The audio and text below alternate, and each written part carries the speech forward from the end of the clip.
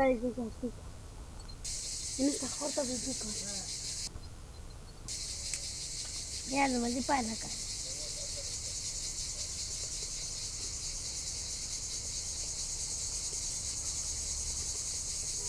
Ο Μπίκος δεν πάει δίπλα.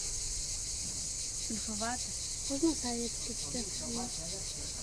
Είναι δικαστικό. Πλάκα έτσι.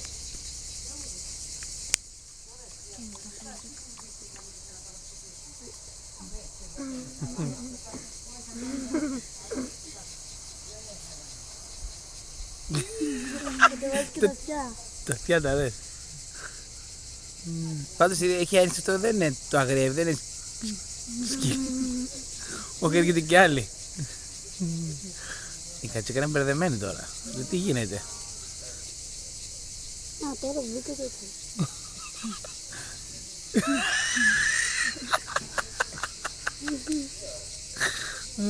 Τι γίνεται. Το μπιμπίκο. Αυτή είναι πιο μικρή.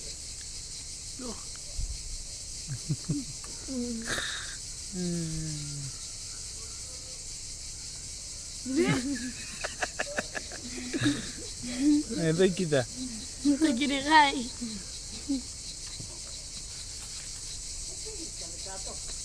Όχι.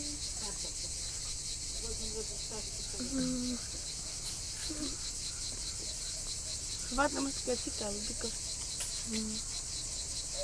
Πελάσω. Πολύ πλάκα η Μπίκο. Έχετε. Α, όμορφη είναι αυτή η κατσικούλα. Τον έδιωξε η κατσίκα πάει. Τέλειο.